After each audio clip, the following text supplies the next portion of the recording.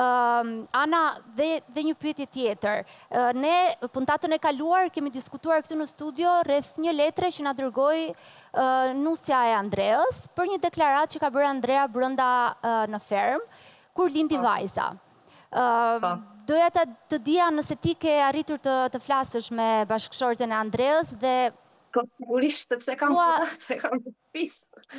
Normalisht që kam Sigurisht që ke folur. Në të flasim në rrobat të shtëpis, atëherë çfarë na ngelet nga kjo jetë. Sepse ne kemi dëgjuar që ai ishte ndjerë shumë keq që erdhi në jetë një vajzë dhe jo një djalë, dhe ne diskutuam dhe këtu në studio këtë deklaratë, që ishte një deklaratë shumë e fortë.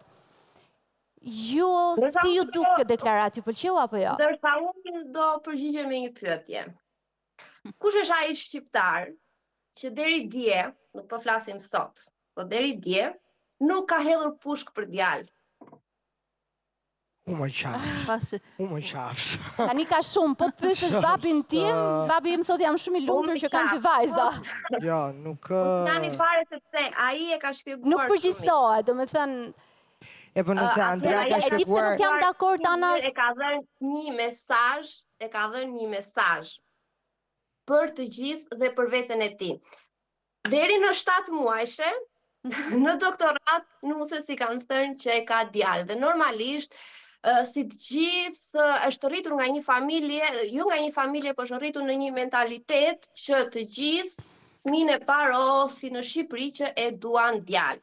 Dhe normalisht, ai deri në momentin e dytë që i kanë thënë që është vajzë, ka menduar që është djalë, ishin bërë përgatitjet për djalë, dhe kur e ka marrë vesh që është vajzë, normalisht ka menduar që çfarë u bë tani, një herë më thanë djalë, një herë vajzë, edhe normalisht ishte ai e momenti. Po, deklarata e Andreas ka qenë që i thash nuses të merrte gjëra dhe të shkonte tek jate. Domethënë tu kthente në shtëpi. Po mirë, mos jemi këtu në këtë zmadhaj. Ka qenë Andrea vërtet një burr zakoni? Atëherë, deklarata ishte ashtu, por a u kuptuan mesazhi i deklaratës? Po ç'mesazh? Kush është mesazhi? Nini po, se të shoqë një pak... një sekond, se kjo është sharake me të vërtetë, për të shakave. Kush është mesazhi? Ç'a mesazhi po japim? Se Andrea kish kuptohet për Anduelin, okay, Andrea ne kish kuptuam. Andrea kish kuptohet për deklaratën e tij, okay, Andrea u kish kuptua. Tani ne personalisht Andrea nuk e njohim, as Andrean, as Anduelin, as Elinarin, as një lloj individi. Tani ti kur merr pjesë ty në një format reality show që në fund të ditës tregon se kush ti je me të vërtet, nëse do të dalësh mirë, sigurisht ti je vetvetja, ajo është kryesorja, por tani disa gjëra dhe i mendon para se ti thuash, se tani nuk mund të dalim. Po sikur ta ketë bërë me qëllim, është një mjeshtri rrjeteve sociale. Ana, më një sekondë, që ai duhet të sajojë një histori. Jo, për mendimin tim, Ana, për mendimin tim me gjithë respektin, në 2025-ën, disa mendime, më mirë ti mbash për veten tënde se sa ti thuash me zë të lartë. Për te shakave, se po flasim, jemi në një televizion kombëtar, dhe tani mos flasim për mesazhe ose më saktë mos përdorim fjalën mesazh, se nuk është mesazh që kush është ai shqiptar që set pushkën për djalin. Aman, ju lutem se kemi kaluar. Dikur kam thënë, dikur, pavarësisht se sot gjërat kanë ndryshuar dhe jam shumë e lumtur që të gjithë shqiptarët kanë ndryshuar dhe unë një ndërto e ti e të tjerë.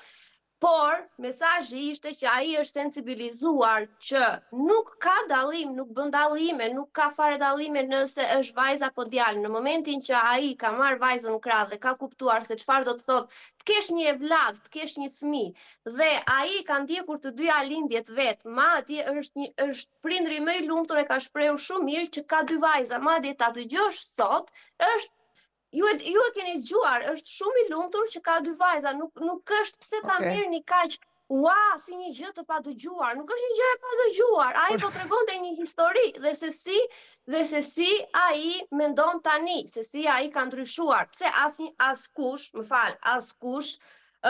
nuk ka lindur i ditur dhe i shkolluar apo i emancipuar apo të tjerë. Të gjithë me kalimin e kohës, me vitet ndryshojnë, e çdo gjë tjetër emancipohen, u hapet mendja, mentaliteti e të tjerë.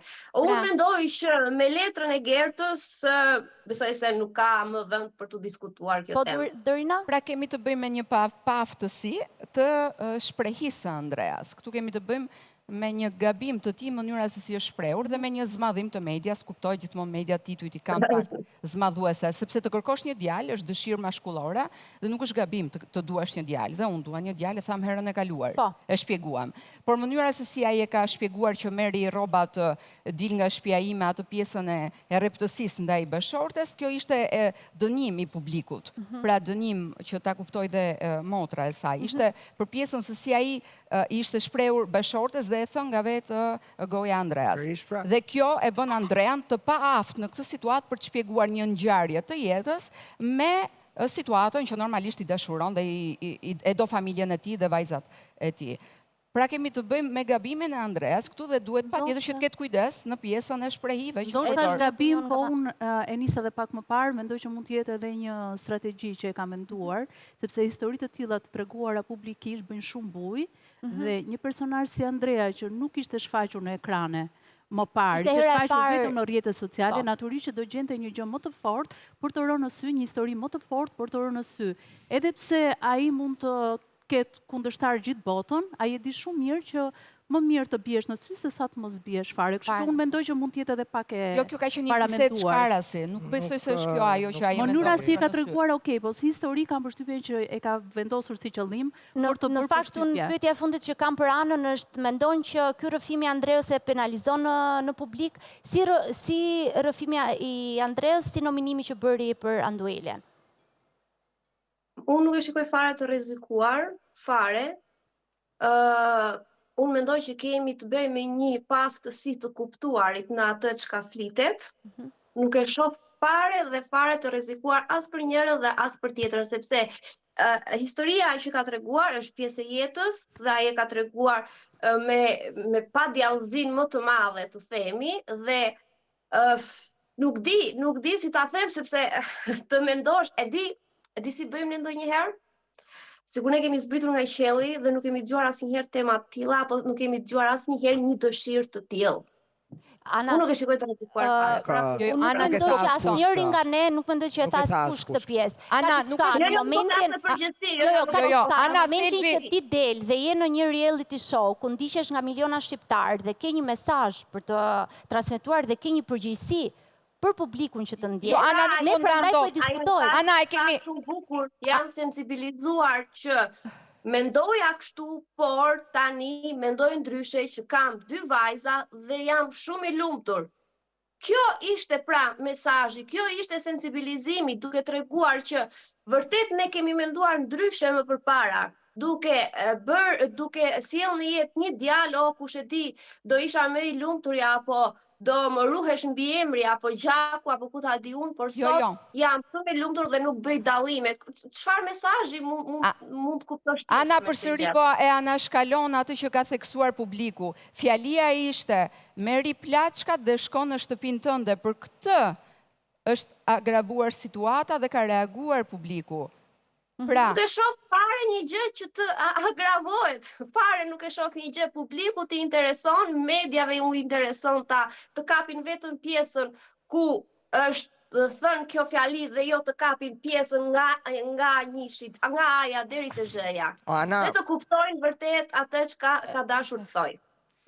Nini e fundit, se ti ta mbyllim këtë pjesë. E fundit mendoj që dhe Ana është jashtë dhe ne jemi jashtë. Dhe sa i lumtur është apo s'është Andrea, këtë e di vetëm Andrea. Por që gjithsesi mesazhi, Ana ta thash edhe një herë me gjithë respektin, nuk supozohet të jetë, jam i lumtur që kam 2 vajza se e mendova pak me veten time. Mesazhi që ne duhet t'japim është që kur hyni në një format televiziv, mendoni pak gjëra që thoni, sepse në fund të ditës ndiqen dhe kanë peshë. Aq më tepër për pretendent që pretendohen se janë në publik fermer, konkurrent fort për të fituar dhe për të shkuar deri në finale, kaq. Unë mendoj që secili nga ata që ka hyrë aty, thash, nuk është perfekt dhe nuk është askush që nuk gabon. Por e rëndësishme është që mësojnë nga gabimet dhe mësojnë këtë ecin përpara, kaq.